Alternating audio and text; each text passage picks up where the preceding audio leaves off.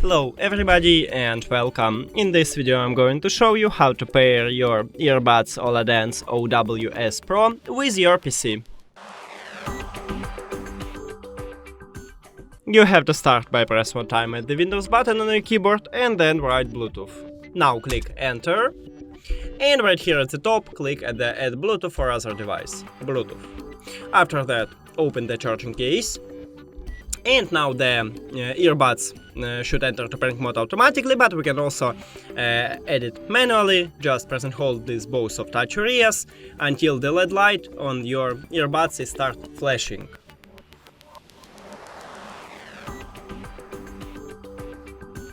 Now click on it